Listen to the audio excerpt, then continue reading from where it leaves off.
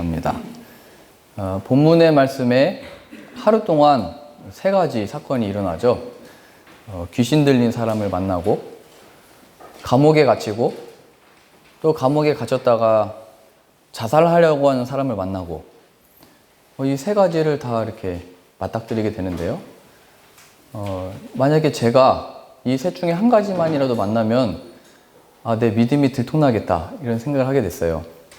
본문을 묵상하면서 이 셋 중에 한 가지만 내게 일어나도 내 안에 무엇이 있는지 드러나고 말겠다 이런 생각을 하게 됐습니다. 근데 바울은 하루 동안 이 세 가지 일을 겪으면서 이걸 다 감당해내죠. 이것이 바로 우리가 기적에 귀신이 나가고 또 옥문이 열리고 복음이 증거돼서 예수님을 믿게 되는 어떤 그 기적을 바라보기보다는 복음이 무엇이길래 바울이 이 모든 것들을 감당해내는가 이것입니다. 복음의 능력이 무엇인데 이 모든 사건들과 일들 속에 바울은 그 자리에서 서 있었는가 이것이죠. 만약에 그 처음 나왔던 사건, 귀신 들린 사람 만나면 저는 도망갔겠죠. 안 만나는 게 최선이라고 생각을 했겠죠. 어렸을 때 제 아버지 교회도 그 귀신 들린 여자 한 분이 계셔가지고 한 2주일 동안 교회에서 자꾸 기도를 했는데 안 나가요. 무섭더라고요. 한 번은 버스 타고 가는 길에 만나가지고 제가 계속 맞았어요. 제가 빨리 버스 내렸어야 되는데 맞으니까 정신이 없어요. 키는 제 어깨밖에 안 됐거든요. 근데 막 계속 맞고 막 저는 땀 흘리고, 그때 얘기했던 게 저보고 한자 공부를 막 하래요. 내가 한자 공부를 잘 안 해서 그랬나? 그래서 제가 그때부터 열심히 한자 공부를 해가지고 한자는 계속 100점을 맞았는데 막 계속 저를 괴롭게 해요. 그래서 제가 이거는 안 만나는 게 상책이다. 그래서 이 첫 번째 사건 아마 제가 도망갔을 거예요. 두 번째 옥에 갇혔는데 바울은 거기서 무엇을 했냐면 기도하고 하나님을 찬양했대요.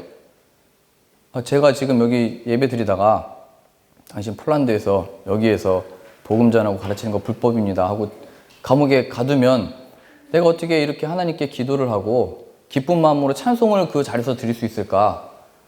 쉽지 않겠더라고요. 세 번째로 자살하려고 하잖아요, 자기 앞에서. 그럼 제가 깜짝 놀래가지고 뭐 어떻게 할 줄 모르겠더라고요. 그 칼을 내려놔라 뭐 이렇게 말하겠어요? 사람 앞에서 나 죽을 거야 하고 있는데 당황스러워서 어떻게 할 수가 없잖아요. 근데 이 모든 상황들 속에 바울은 복음을 가지고 복음으로 인하여 이 일들을 다 감당해내죠. 그래서 이거는 내가 이런 상황이 닥쳤을 때 이렇게 대처하겠다로 되는 게 아니고요. 내가 이런 경험들을 많이 해봤기 때문에 다음번에는 뭐 도망갈 수 있다 뭐 이런 걸 가르치는 게 아니고, 복음이 정말로 우리 안에 임하면, 복음이 나로 하여금 나를 변화시킨다면 내가 서 있는 그 자리에서 복음의 능력이 나타난다 얘기하는 거죠.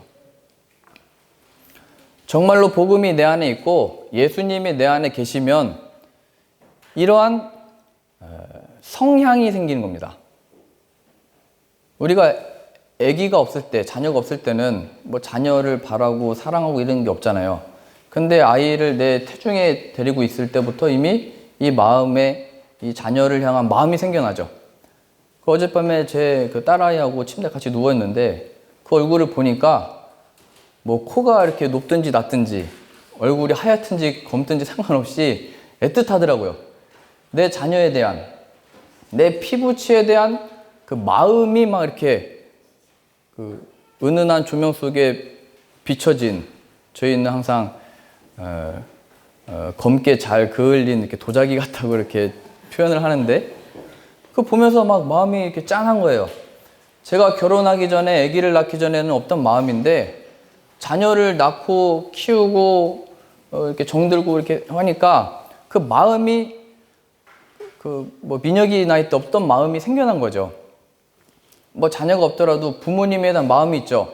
내 부모님이 싫든 좋든 상관없이 내 마음 안에 그 마음이 있어요. 내 자녀가 아무리 우리의 부모를 싫어하는 것 같아도 우리 부모가 아프고 정말로 그 고통당하는 모습을 보면 우리 자녀들의 마음도 그 부모님을 바라볼 때 짠하잖아요. 재현이가 군대 갔다 와서 우리 어머니의 손을 보면서 그때 짠하다고 하잖아요. 우리 어머니의 손이 매끈했는데 아버지를 잘못 만나서 손이 이렇게 주름이 많으시고, 아버지 탓할 수도 있지만 그런 그 부모에 대한 그 짠한 마음이 생겨났잖아요. 그것처럼 복음으로 인하여 내 안에 생긴 그 마음, 그것은 우리가 만들거나 결단해서 내가 이제 이렇게 해야 되겠다로 생기는 게 아니고, 예수 그리스도가 내 안에 들어오셔서 사심으로 인하여 생겨난 한 본성이며 성향입니다. 하나님이 우리에게 주신 선물과 같은 거예요. 전에는 내가 영적으로 죽어 있어서 이런 감각이나 어떤 마음이 없는데, 복음이 내 안에 들어와 나를 변화시키신 그 결과들입니다. 그래서 우리의 기도는, 저도 목회하면서 뭐 귀신 들린 사람 안 만났으면 좋겠고, 이런 뭐 감옥에 갇히는 일, 우리 성도님들이 열심히 일하다 보면 융통성 있게 해야 되잖아요. 다 법대로 못하고. 잘못해서 이렇게 끌려가고 잡혀가면은 몇 번 있었거든요. 그런 일이 없었으면 좋겠고, 누군가 제 앞에 와서 뭐 나 죽고 싶다 이런 말하는 상황이 없었으면 좋겠지만, 근데 이렇게 기도한다고 이런 일이 안 일어나는 게 아니고, 바울은 복음을 가지고 있고 기도하러 가던 중에 이런 일들이 펼쳐진다라는 것을 통하여, 우리가 복음을 가지고 있고 예수님과 동행함으로 사는 그 삶은 이런 일들이 얼마든지 펼쳐지고 있고, 그 상황 속에 우리는 내 안에 무엇이 들어있는지를 확인하는 순간들이 되는 겁니다. 자녀를 낳았더니 나의 성격 안 좋은 게 드러난 거죠. 문제가 닥치니까 나는 여유롭고 조급함이 없는 사람인 줄 알았는데, 조급함과 내일의 염려가 내 안에 있다는 것을 나도 알게 되죠. 나는 착하고 선한 줄 알았는데 내 생활이 급박하다 보니까 내 안에 이 화와 울분과 과거에 감춰뒀던 일들이 떠오르면 그게 다 이렇게 드러나는 거예요. 그래서 복음의 사람들로 하여금 이런 상황들을 만나게 해서 하나님이 누구신지, 복음으로 인하여 변화받은 그 삶, 그게 무엇인지를 나타내는 것입니다. 그 첫 번째 사건, 다시 한번 볼까요? 첫 번째는 기도하러 가다가 점치는 귀신 들린 여종을 만나게 됐는데, 그 여종이 따라다니면서 무엇이라고 얘기했냐면, 그 본문의 말씀에 17절입니다.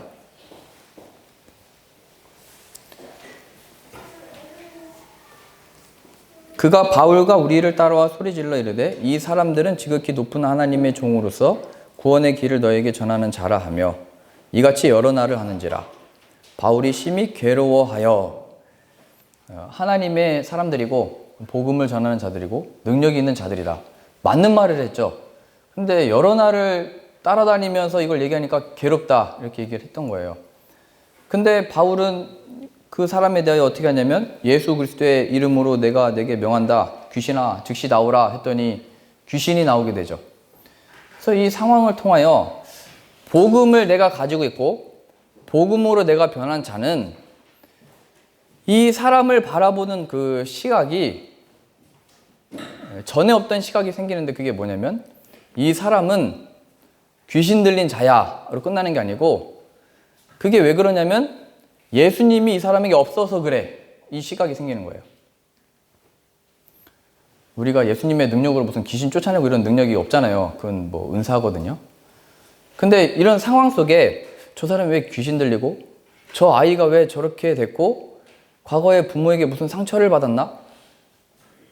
그 뭐 팥뿌리 이런 거 보시면 그 심리 상담 받을 때 과거에 어떤 뭐 할아버지나 아버지나 누구로부터 받은 상처가 나중에 자식 낳았을 때, 아내 만났을 때도 뭐 다 나온다고 그 과거를 다 들춰내잖아요. 심리적으로 과거에 돌아가신 어머니를 만나가지고 그때 왜 그랬냐고, 그때 왜 나를 버리고 갔냐고, 그렇게 해서 심리적인 어떤 치유를 받으려고 이렇게 하잖아요. 근데 본문의 말씀은 저 사람이 왜 귀신에 들렸는지, 그래서 유대인들이 항상 물어본 거예요. 저 사람이 지은 저 죄가 아버지의 죄 때문입니까? 아니면 저 사람의 죄 때문입니까? 늘 원인을 찾고 분석을 하지만, 이 복음을 가진 사람들이 볼 때는 저 사람이 왜 귀신 들렸는가에 관심이 있다기보다는, 귀신이 들렸는데 예수님이 그 안에 없기 때문에 거기에 눌려 있는 거구나 보는 거예요. 이걸 우리에게 적용해 보자면, 우리의 남편이 왜 그럴까? 나를 왜 안 사랑해 줄까? 왜 저렇게 괴로워하고 있을까? 왜 저렇게 힘들어하고 있을까? 그때 힘들어하는 남편, 괴로워하는 남편, 나를 사랑 안 해주는 원수 맞는데 그게 왜 그런 거에 대한 이해가 있는 거예요. 아, 예수 그리스도가 내 남편에게 없기 때문에 그런 거구나. 거기에서 기도가 나오는 거죠. 예수님이 내 남편에게, 내 아내에게, 예수님이 내 자녀에게 임하시고 그 안에 들어와 살아주세요. 그래야 참된 변화가 있는 거죠. 우리가 그런 상황을 맞닥뜨리는 일들이에요. 남편이 저를 사랑하게 해주세요. 이렇게 기도를 해야 되겠지만 그것보다 더 크고 넓게 내 남편이 예수님을 만나게 해주세요. 이 기도 제목으로 가는 거예요. 바울이 예수님의 이름으로 귀신아 나와라. 예수님의 이름으로 얘기하죠. 우리에게는 예수님의 이름이 필요한 거예요.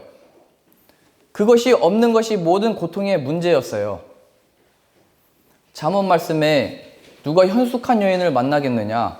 그 값은 진주보다 더하다. 그 현숙한 여인의 결론이 뭐냐면 하나님을 경외하는 여자. 하나님을 경외하는 여자가 뭐예요? 왜 그런 배우자에 대한 그게 표현되어 있는 거죠?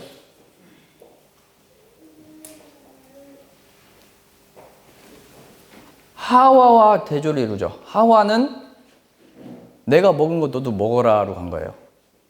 하나님을 기억해라. 하나님의 약속이 무엇이냐? 하나님의 뜻하심이 너 남편 너에게 무엇이냐로 가야 되는데 하와는 뱀이 유혹해서 나 먹었는데 눈이 밝아졌다. 너도 먹어라. 같이 먹자. 하나님이 아닌 다른 것을 향하도록 만드는 이 여자. 그게 죄예요. 현숙한 여인, 여호와를 경외하는 여인은 내 남편이 힘들고 괴로울 때 예수 그리스도가 누구시냐? 예수님이 당신에게 필요하다. 여보, 내가 함께하고 있어. 아빠 힘내세요. 뭐 이렇게 재현이가 노래 부를 거 아니에요. 민혁이가 어렸을 때 노래를 불렀을 텐데.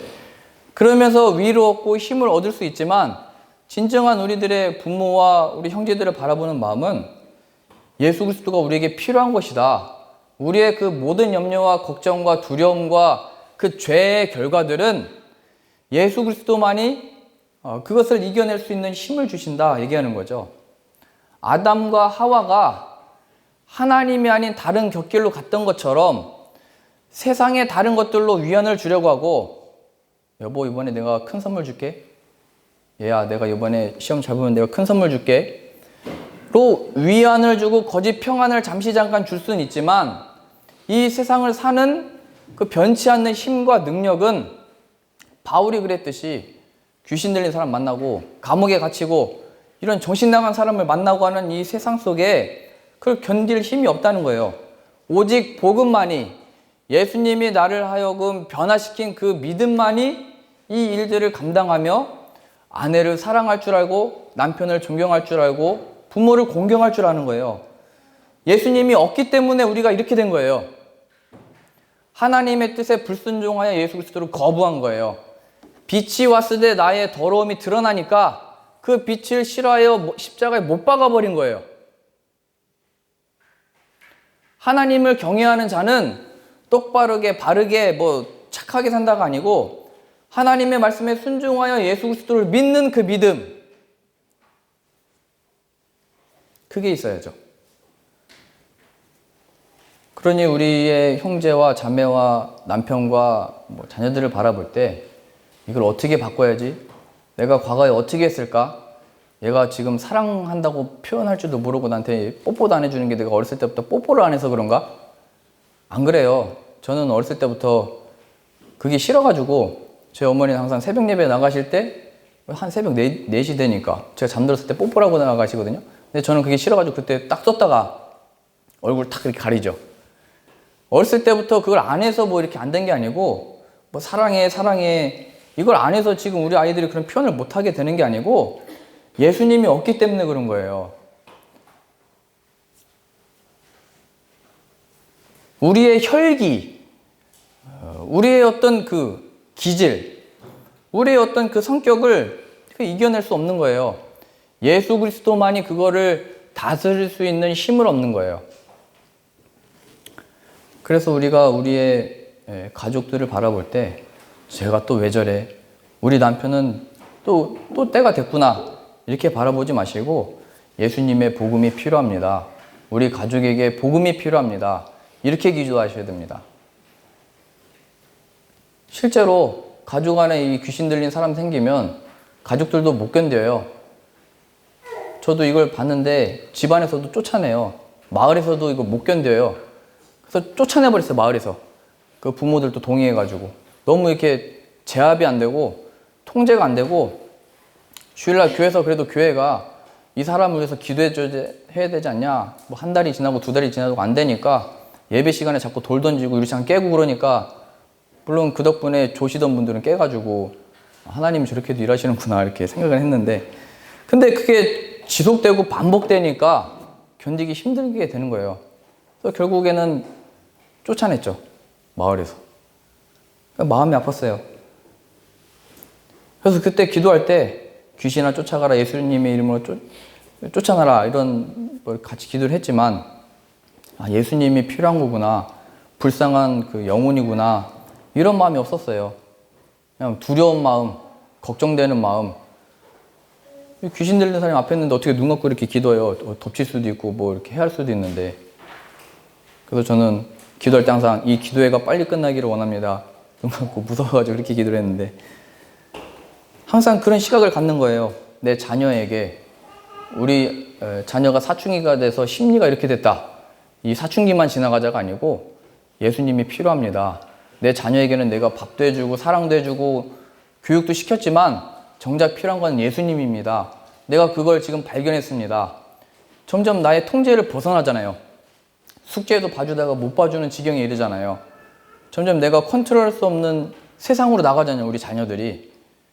예수님이 필요합니다. 여기로 나가셔야 됩니다. 그 두 번째 사건. 귀신을 쫓아내줬더니 그 주인들이 돈벌이가 없어진 거죠. 이 사람이 점쳐주는 귀신이 있어가지고 뭐 앞날이 어떻게 될 거다 이렇게 점쳐줘서 돈을 벌었는데 그 종이 그 귀신이 나가니까 그 주인들이 화가 나가지고 우리 돈벌이 없어졌다. 이 사람을 관리들에게 끌어가서 옷 벗기고 매질하고 감옥에 가둬버리죠. 그런데 그때 바울과 실라는 기도했대요. 그리고 찬양을 했대요. 하나님 여기서 벗어나게 해주십시오. 이것도 뭐 있겠지만 더 크게 제가 볼 때는 하나님의 뜻인 줄로 압니다. 복음을 전하다가 이 일을 당한 것 하나님의 기쁘신 뜻이 있는 줄로 믿습니다. 찬양이 뭐예요? 높이는 거잖아요. 예수님을. 예수 그리스도의 보혈의 능력으로 인하여 찬양이 그 갇힌 자리에서 나오죠. 이게 뭘까 이렇게 생각을 하다가 이게 떠올랐어요. 우리가 귀국하실 때 이렇게 모여서 이렇게 밥도 먹고 하잖아요. 근데 이제 하도 그게 작년부터인가 계속 너무 많이 가시니까 저희 마음도 이렇게 가시면 허전한데 목사님 이렇게 함께 사역하다가 함께 기도하다가 예배드리다가 가면은 마음이 많이 쓸쓸하시겠다고 그 얘기 듣다가 보니까 그전에는 맞다고 했는데 갑자기 문득 들었던 게 어렸을 때 생각이 났어요. 어렸을 때는 그 아버지가 시골교회였기 때문에 거기서는 그 성도님들이 한번 가시면 안 오세요. 물론 여기도 오진 않지만 그러니까 이 세상을 떠나버리세요. 할머니들이 많으시니까. 그래서 제가 여기 떠나가시긴 해도 죽지는 않으시잖아요. 그러면서 갑자기 그런 마음이 들었는데 어렸을 때 저는 이게 되게 심각했어요. 할머니들, 할아버지들이 저희들에게 용돈 주시고 불러서 막 화채해 주시고 맛있는 거 음식 해 주시고 저한테 막 다 잘해 주셨거든요. 그랬다 할머니, 할아버지들이 같이 예배 드리다가 한 분씩 돌아가시니까요. 한 번 가시면 안 오세요. 제 머릿속에는 제 감각에는 있는데 그래서 제 어렸을 때 기도 제목이 제발 좀 오래 살게 해주세요. 그게 심각했어요. 저는. 그런데 제가 어디서 위로를 얻었냐면 천국 가셨어. 천국에서 너 그 할머니 다시 만날 거야. 그게 어렸던 제 마음에 굉장히 큰 위로였어요. 죽음을 이렇게 받아들이기 힘들고 정이 들잖아요. 그런데 천국에서 같이 만날 거야 라고 하는 그 말이 저에게는 굉장히 큰 위로가 됐어요. 그래서 이게 내가 교회에서 자라고 교회에서 배우고 이 신앙이 있다는 것이 참 잘했다, 위로다, 정들었던 사람도 천국에서 다시 만나는 거구나, 그런 위안을 얻었어요. 그래서 이 바울이 어떻게 이 감옥에서, 그것도 복음 전하다가 잘 된 게 아니고 복음 전하다가 옥에 갇혔는데 어떻게 기도하고 찬양할 수 있을까? 이 기쁨이 있었던 거죠. 이 육신은 상하게 하고 이 육신은 해할지라도, 그래서 이 육신은 괴로울지라도 우리의 영혼이 구원을 받아서 천국에 이르게 된, 하나님의 약속하신 그 기업으로 들어가게 될 이 신앙과 믿음만이 이것을 감당할 수 있겠더라고요. 이 죽음을 맛보는 그 자리 앞에서, 감옥이라는 게 뭐예요? 어떻게 할 수 없는 거잖아요. 문은 닫혀 있고 여기 발에는 착고가 차여져 있어서, 쇠사슬이 차여 있어서 움직이지도 못하고, 그게 우리의 삶 아니에요. 여기에서 자유하고 싶고 가족들과 좀 이렇게 시간을 보내고 싶은데 나를 다 매서 어디단가 뒀잖아요, 세상이. 나도 그것밖에 길이 없다고 갔는데 그 결국이 점점 더 내가 원하는 것보다는 거기에 있지 않으면 안 될 것처럼 거기에 빠져들게 됐고 거기에 종이 돼 버렸죠. 시간이 됐든 물질이 됐든 뭐가 됐든 거기에서 자유를 얻고 싶잖아요. 이 속박과 이 일과 세상의 권세가 궁극적으로 어디서 나타나냐면, 우리가 그래도 이 길밖에 없고 이 길이 잘된 길이라고 생각을 했는데 점점 더 늙어가는 거죠. 죽음을 향해 가는 거죠.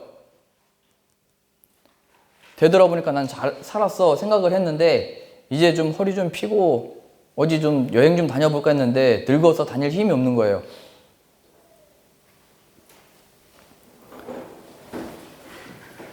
복음만이 그 속에서 그것을 바라보는 시각과 기도와 찬양을 만들어내는 능력이 있는 것입니다. 나 정도 되니까 이 일을 해서 이 자리까지 갔어가 아니고 하나님이 그 자리에 보내신 이유가 있죠. 야, 힘들어도 참고 나처럼 해라. 여기까지는 온다. 그런 게 아니고요. 기도와 찬양, 너 그 갇힌 자리에서 복음이 무엇이냐, 그게 우리 안에 믿음과 신앙이 우리의 삶 속에서 드러나는 거죠. 지금 이 일들이 다 어디서 펼쳐지고 있냐면 바울의 구체적인 삶에서 펼쳐나고 있잖아요. 복음의 능력은 뭐 이렇게 예배 자리에서 뭐 능력을 확인하고도 있지만 이렇게 삶을 살다가 나오는 거죠. 우리에게 허락하신 이 삶, 월요일, 화요일, 이게 쭉 이어지면서 나오는 거예요.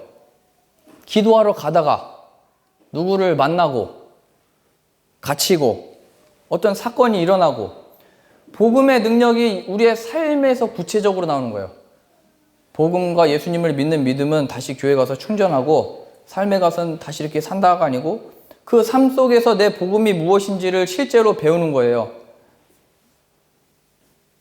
그래서 저는 자꾸 이렇게 귀국하고 돌아가실 때마다 하나님의 뜻이 있습니다 이렇게 생각하지만 여전히 마음이 이렇게 정이라는 게 가고, 이게 좋았든 싫었든 이게 허전하고 그런 마음이 있지만, 예수 그리스도 안에 그의 복음 안에 내가 세움을 받은 게 뭔가, 다른 그 모든 사람들이 바울과 같이 이게 옥에 가두는 것 같은, 나만 여기 뭐 갇혀 있는 것 같은, 근데 복음이 참으로 자유를 주는 거죠. 그래서 찬양할 수 있는 거죠. 그래서 예배할 수 있는 거죠. 우리 세 번째 사건으로 일어났던 것, 바울과 실라가 기도했더니 옥문이 흔들리고 이게 쇠사슬이 다 풀리고 그래가지고 모든 죄수들이 다 풀려났대요.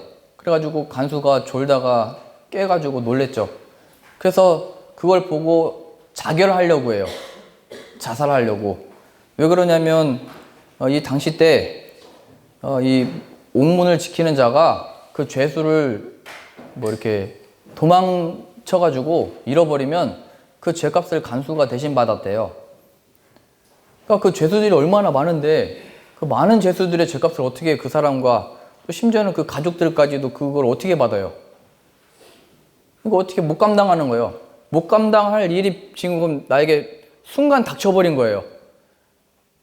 이 옥문이 열리겠어 하고 나는 잠들어 있던 건데, 이 세상 뭐 그래 나 이 세상 뭐 내 굳건히 잠궈놨으니까 난 편히 잔다라고 했는데, 눈 떠봤더니 터져버린 거예요. 이게 세상의 일이잖아요. 눈 떠봤더니 뭐가, 저희 친족 중에 한 분도 어느 날인가 명절 때 좋은 차를 타고 오셨다가 눈 떠봤더니 주식이 팍 떨어져가지고 화물차로 바뀌어서 왔더라고요. 그 한순간이잖아요. 순간에 눈 떠봤더니 그 일이 펼쳐진 거예요. 그 앞에 인간의 그 무력함과 그거 어떻게 감당 못하니까 칼을 들고 자결하려고 한 거예요. 그 상황 속에 바울이 외쳤던 거죠. 우리 여기 있다. 우리 여기 있으니까 자결하지 말아라. 그랬더니 그 간수가 이 바울과 실라를 데려다가 어떻게 해야 내가 구원을 얻겠습니까? 얘기했더니 주 예수를 믿으라. 그러면 너와 내 집이 구원을 받으리라. 이 얘기를 듣고 가족들에게 데려가서 하나님의 말씀을, 가르침을 받고 세례를 받고 온 가족이 기뻐했다 표현되어 있습니다. 간수는 지금 상황이 변한 게 하나도 없어요. 죄수들은 다시 뭐 다 돌아온 게 아니고 다 나갔어요. 없죠?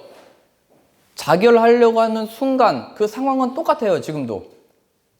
근데 복음을 받아들였는데도 그 상황이 바뀐 게 아닌데 그 가족이 기쁨으로 가득 찼대요. 32절 보세요. 16장 32절. 주의 말씀을 그 사람과 그 집에 있는 모든 사람에게 전하더라. 그 밤 그 시각에 간수가 그들을 데려다가 그 맞은 자리를 씻어주고 자기와 그 온 가족이 다 세례를 받은 후 그들을 데리고 자기 집에 올라가서 음식을 차려주고 그와 온 집안이 하나님을 믿음으로 크게 기뻐하니라. 간수에게는 그 상황이 변하지 않았는데 기뻐할 상황이 아직 아닌데 죗값을 치러야 되는 상황인데 기뻐하고 있어요, 가족이. 이게 복음의 능력인 거예요. 하나님의 복음의 능력은 우리가 자결하려고 하는 그 상황을 없애주거나 바꿔주시는 게 아니고 내 안에 나를 변화시키는 거죠. 나를 변화시키셔서 그 상황 속에 두는데 우리는 거기서 찬양하게 되고 기뻐하게 되는 거예요. 그 복음의 능력을 구해야 되는 거예요. 나를 변화시켜 주십시오. 복음은 나를 변화시키셔서 복음 안에서 예수 그리스도로 말미암아 기뻐하고 그 상황들을 살게 하는 거예요. 하나님 이 일은 이렇게 되고 저 일은 저렇게 되고 이 일을 없게 해주시고 일은 안전하게 해주세요라고 했던 그 기도들을 넘어 하나님이 허락하신 이 일들, 뭐 정신 나간 사람, 뭐 답답한 상황, 이런 황당한 상황, 그 속에서 내 안의 신앙과 믿음이 무엇인지를 우리도 발견하고 확인하고 그 은혜를 구하는 자리로 가는 거예요. 간수가 기뻐하고 즐거워했던 이유는 더불어서 바울과 실라가 그 옥에 갇혔는데도 기도하고 찬양했던 이유는 예수 그리스도의 복음의 능력으로 변화를 받았기 때문에 그런 거예요. 하나님이 죽은 자 가운데서 살려내신 그 능력을 믿기 때문에 그런 거죠. 예수님이 우리의 죄를 대신하여 죽으셨는데 부활하심으로 우리의 죄를 대신해서 죽으시고 나도 이 죄에 대해서는 죽고 이 죄가 뭐예요? 이 육신, 정욕과 탐심, 나의 그 원함과 나의 이 모든 이 육체가 뭐냐면 정신과 마음과 생각에 다 포함되는 거거든요. 이것을 우리 구주께서 십자가에 같이 함께 못 박으시고 그것을 죄 없다 하시고 자꾸 염려하고 걱정하고 하나님 없이 살아갔던 그 모든 생각들, 여전히 있는 그런 마음들을 하나님이 영원히 용서하시기로 십자가에 못 박으시고 구원해내셔서 이루시는 구원, 그 하나님이 이 구원을 이루시고 마실 그 구원의 약속을 믿는 것. 간수는 지금 이 형벌을 아직도 받아야 되는 상황인데 기뻐했대요. 세상에 볼 땐 정신이 나간 거죠. 야, 너 지금 이 형벌 다 받게 생겼는데 너희 가족은 왜 기뻐 뛰어놀고 있냐? 그게 복음의 능력인 거예요. 야, 너희 가족 이제 먹고 살 거 없다며 뭐 이렇게 또 예배하고 찬양하고 그 기쁨이 뭐냐? 오늘 찬양하셨잖아요. 너는 왜 항상 웃니? 가사가 조금 유치하면서도 그게 딱 오늘 본문의 말씀이에요. 너는 왜 항상 웃니? 너는 항상 그 볼품이 없고 가진 것 없고 없어 보이는데 왜 거기 있니? 어떤 분들은 저를 아는 분들도 항상 폴란드에 있으면 항상 봉사하고 있는 줄 알아요. 여기에서. 거기서 항상 뭐 돈도 못 모으고 거기서 왜 그러고 있니? 너 근데 왜 우리를 만나서 왜 웃고 있니? 이렇게 물어봐요, 항상. 세상에게는 이걸 설명할 길이 없어요.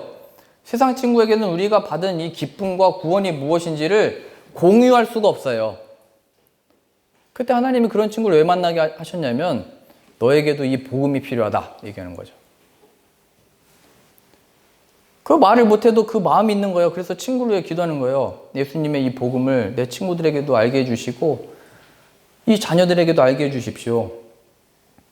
오늘의 이 본문 말씀 묵상하고 또 이게 말씀 준비하면서 우리가 이 복음의 능력으로 우리 모든 지체들이 저를 포함해서 다 복음의 능력으로 채워졌으면 좋겠다.